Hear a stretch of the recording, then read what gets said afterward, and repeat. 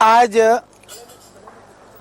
हम आपको बताने वाले हैं एक ऐसे खाद्यान्न के विषय में जो हमारे देश में प्रचुर मात्रा में पाया जाता है। इसको मक्की बोलते हैं, मक्का बोलते हैं, मकई बोला जाता है, भुट्टा बोलते हैं। तो आइए आज हम बात करेंगे इस भुट्टे के संदर्भ में। हमने इसके ऊपर काफ़ी काम किया और मैं आपको बताना चाहता हूँ, प्रायः आपको पता है कि यदि हम मक्की की बात करें तो लोगों को ज़्यादातर पता है कि बरसात के आसपास के सीजन में भुट्टा जो है इसको भून करके खाने में बहुत स्वादिष्ट होता है। इसके अतिरिक्त इसके क्या औषधीय गुण हो सकते हैं, हमने इसके ऊपर काफ़ी काम किया और मैं आपको बताना चाहता हूँ। लोग मक्के की रोटी और सरसों का साग पंजाब आदि प्रांत के भी सुप्रसिद्ध भोजन हैं।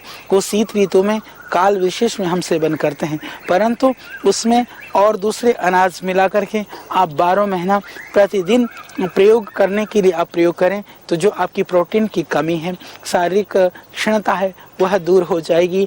और जो मक्की उगाने वाले हमारे करोड़ों करोड़ों जो किसान भाई बहन हैं, उनके लिए उनके इस मक्की का उचित मूल्य मिलेगा तो किसान खुशहाल होगा, समृद्धशाली होगा।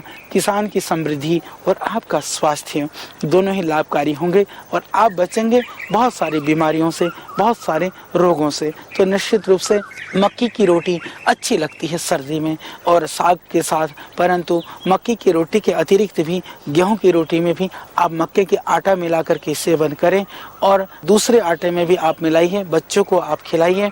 तो आटे के रूप में जैसे मैंने बताया, हमने भी आरोग्य आटा बनाया हुआ है, उस आरोग्य आटे का भी आप सेवन कर सकते हैं। तो दलिया के रूप में, आटा बना करके रोटी के रूप में, और आप कच्चे ही भून करके और सूप बना करके, काढ़ा बना करके, और इसके जो छिलक है ये पशुओं के लिए बहुत ही लाभकारी है। हालांकि यदि ये पत्ते ज़्यादा दे देते हैं तो उससे दस्त लगते हैं, परंतु यदि ये दे देते हैं तो इससे दस्त भी अवरुद्ध होता है।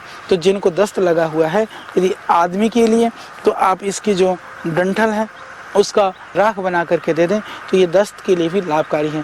जिनको कोलाइटिस है, जिनको आंव है, 50 ग्राम इस मक्की के जो डंठल है, डंठल को 100 ग्राम बेल का पाउडर करें, डंठल 50 ग्राम का राख बना लें तो थोड़ा सा बनेगा 5-10 ग्राम, यदि वो बेल चूर्ण में मिला करके देते हैं तो उससे भी निश्चित रूप से आपको लाभ होगा। आपके कोलाइटिस के लिए, संग्रहणी के लिए, जो पेट की परेशानी है उसके लिए भी तो यह बहुत ही लाभकारी है, बहुत ही गुणकारी है।